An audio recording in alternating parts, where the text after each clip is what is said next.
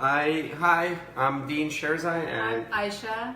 and we're Team Sherzai. We're two neurologists and lifestyle specialists who are talking to you today about a very interesting topic, a very controversial one. Absolutely. And we know we're going to get a lot of conversation going. That's what the intent is.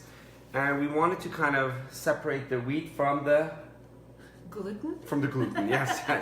So we wanted to see what the opinions are out there, and we wanted to give you the science that's so far evident about the topic. It's one of those storms which we get every once in a while that overtakes the healthcare system, and more than the healthcare system, the media. All of a sudden, everywhere you go, it's about one trend, and now the trend is about gluten and gluten-free everywhere. Gluten-free recipes, gluten-free bars, gluten-free everything. So we wanted to talk to you about this, not just because it's the trend, but to the best of our knowledge today. That's our catchphrase. And that's a nice, humble statement, true humility in science, which is, to the best of our knowledge today, this trend has an effect, both good and bad, and we wanted to separate that and get you the information. So for some of us who are not really familiar with what gluten is a protein part of wheat and whole grains. And, there's been a lot of hoopla, like you said, about... Oh, you started with that big, dangerous word, hoopla.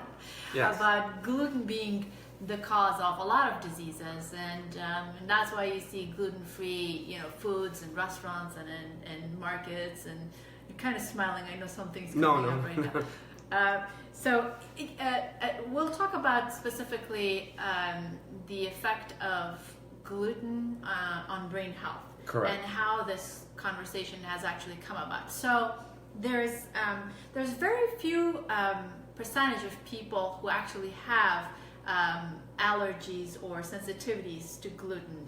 And there are actually three kinds of conditions that we can actually consider here. Yes. There is the gluten-sensitive celiac disease, and that's a real disease that we've been following for many, many decades. Exactly, Then and about that's 1% of the population. 1% of the population has celiac disease, and then you have wheat allergy, or people who are allergic to the entire wheat berry product, whether it's gluten or something else. Correct. And then you have the non-celiac gluten sensitivity. Correct.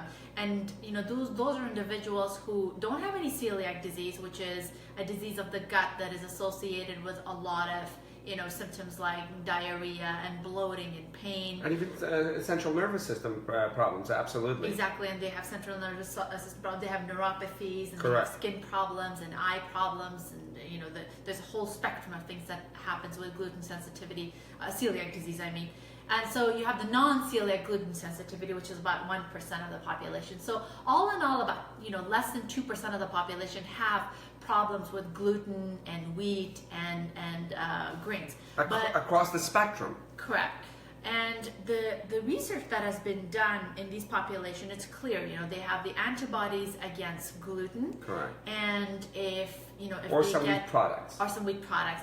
And if they get the smallest amount of gluten in their food products, it actually causes flares or symptoms of gastrointestinal problems or skin problems and so on and so forth. And the amount of gluten in those people can be as little as one part per 20,000.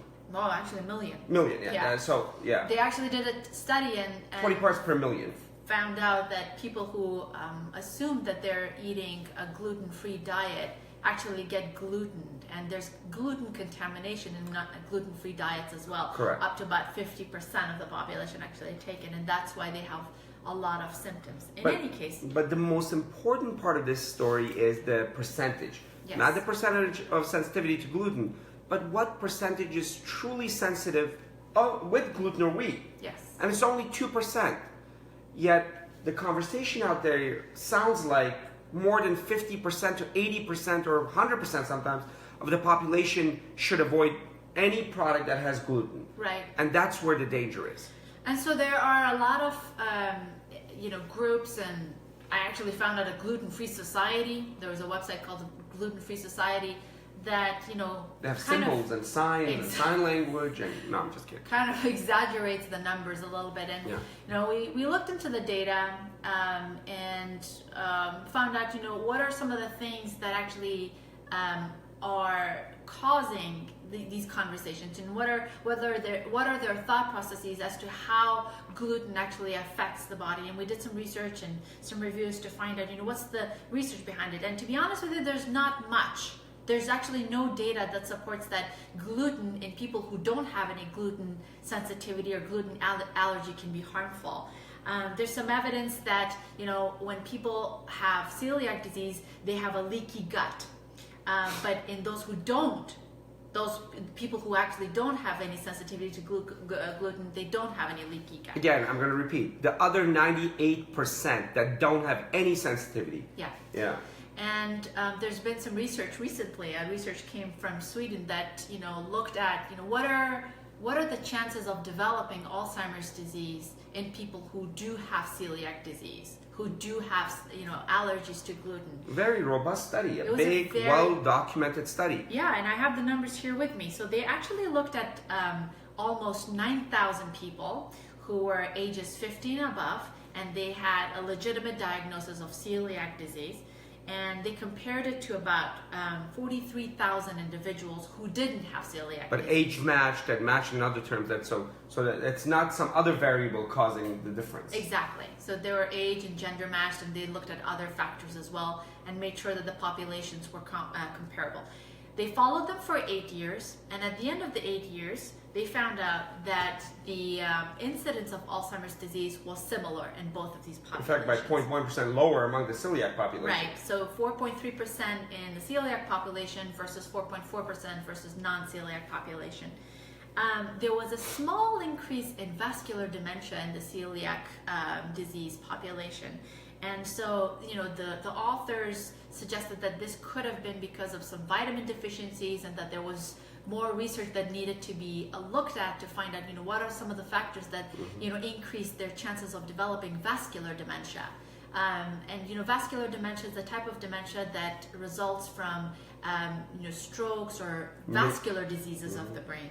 And we see that in people who actually have high inflammatory status, and vascular dementia can actually happen in them. But this is among the more, this is the fulminant disease of celiac.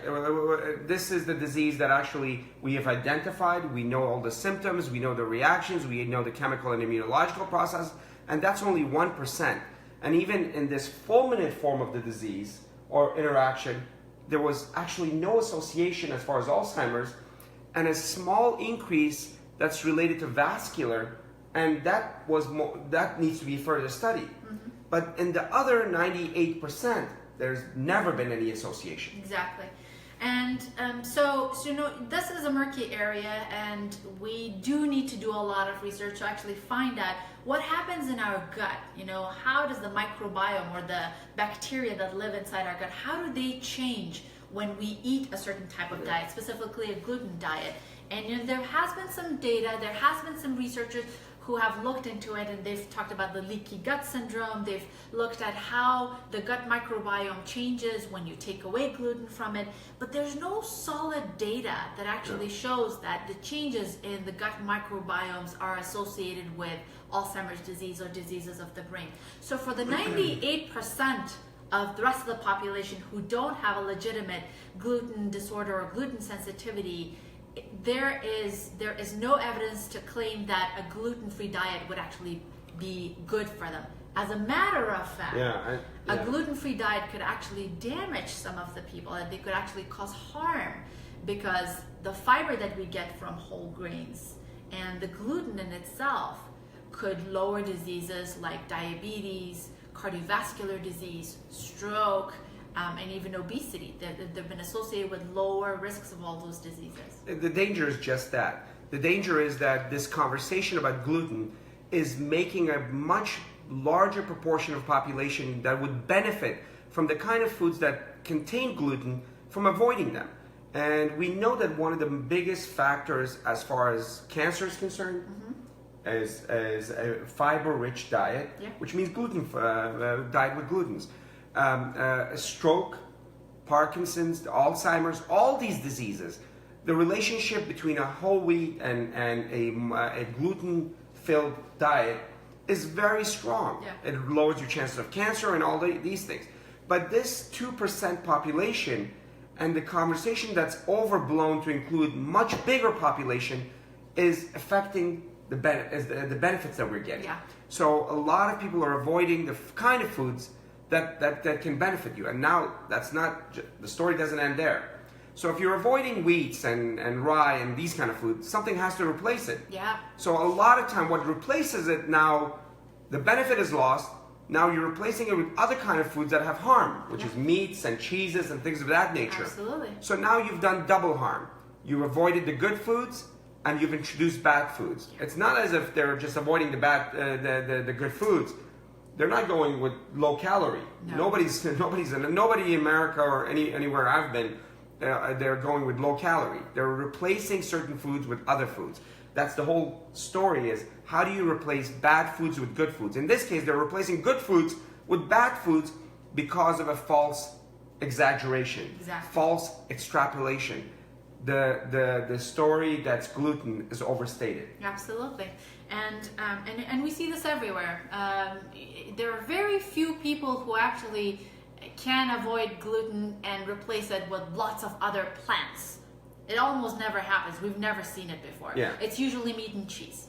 And so, and data shows that, people who go gluten-free, they actually increase their chances of immune disorders, their inflammatory markers go high, Yes. their cardiovascular disease risk actually goes high because of the inflammation and the immune response not working very well. And we actually hear this from our patients quite a bit. I was eating bread, I stopped eating bread, and I feel great. I think I have gluten allergy. Well, it's probably because you're doing a lot of other things that are making you feel better. Sometimes when people stop eating bread, say for example, it's processed, Correct. White bread is processed, it's wheat. They feel bloated when they eat bread, they stop taking bread and they feel much better, they lose weight. Or more likely, it's not the bread they gave up, so it was the cinnamon bun with lots of sugar that they gave up and said, oh, I gave up wheat. Yeah. No, it was the cinnamon bun. No, rarely do we actually see people who eat whole grains. I mean, how many people do you see eating rye or wheat berries, putting it on their salad? Not a lot of us do that. No. But that's gluten, but that's healthy gluten. That's in its whole form. It's whole food, plant-based. Yes. And those are great for you. The more processed breads and whole grains get, the worse they are. You gain weight, you get all these unnecessary calories. So it's not the gluten, it's actually the processed foods and all the extra calories that make you feel quote unquote bad. And when you stop taking it, Yes. it makes you feel good. So not to throw away the baby with the bathwater here. Correct. It's actually, yeah. So the key story here is not even about just gluten. It's about how information is dispersed and exaggerated, and in doing so, we actually bring damage by taking away a whole sector of food that is beneficial, exceedingly beneficial. And Yeah. one of the things that have been shown to have the greatest effect on colon cancer risk, let's just take that. Oh yeah, absolutely. It's the wheats, it's the whole It's the wheat, fiber. it's the fiber, that kind of stuff. And now we've been to gatherings and everybody we know, oh, we went on a gluten-free diet, but what about the Coke that you're drinking, and what about the sugar, and what about the meat, Well, the meat you're taking, or the yeah. saturated fat? That's never spoken about, but gluten, because Yeah. it's the food du jour. It's the fancy little thing that we can give up. Again, we come back to repeatedly low sugar, whole food, Yes. non-processed, And its most natural plant-based form. diet is the most healthy kind of food for your gut, from your cancer point of view, from the cognitive and cardiac point of view. Absolutely. I mean, there's been studies from Women's Health Initiative, Yes. and we actually know that consumption of fiber, which actually comes in whole grains, lowers risk of stroke and cardiovascular disease. So there it is. Stroke happens in the brain. So how does that happen? It's because we have better vessels, better arteries, better brain structure when Absolutely. we eat wholesome fiber. And everybody worries too much about protein. Correct. It's actually fiber that we need to pay attention to. We are a fiber deficient nation. Less than 5% of our population actually gets enough protein. So The fiber. fiber, gets enough Correct. fiber. And by including whole grains, we take care of that. So all in all, just about 1 to 2% of the population have gluten sensitivity, and that's legitimate. They have to get tested, and they have to be very careful about including gluten in their diet. But for the rest of us, for the 98% of us, it's like, what Dr. Greger says, if somebody has peanut allergies, stay away from peanuts. But for the rest of us, we don't have to. Yes. And as a matter of fact, we benefit a lot from it if we include it. Yeah. Now, this topic, like some of the other topics, it's like almost a cult mentality. We're going to get a lot of pushback. And if we do get pushback, it was all Aisha. It was her topic. This is her specialty. I had nothing to do with it. No. But in reality, it's Throw me under the bus. the gluten buzz. But again, we're coming back to the idea of really separating and getting better control over what we know and how, as a society, as a community, we should move forward. We're going to get the next interesting topic of the year.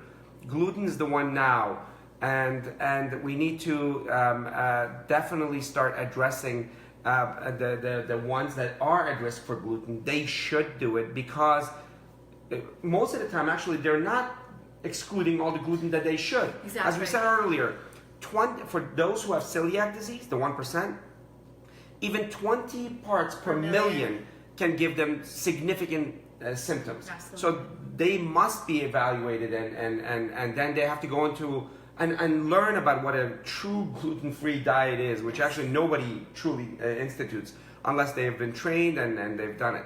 But for the rest, that food that contains gluten, which is the wheat, the rye, they are beneficial to us, especially if it's non-processed and it's part of our everyday life.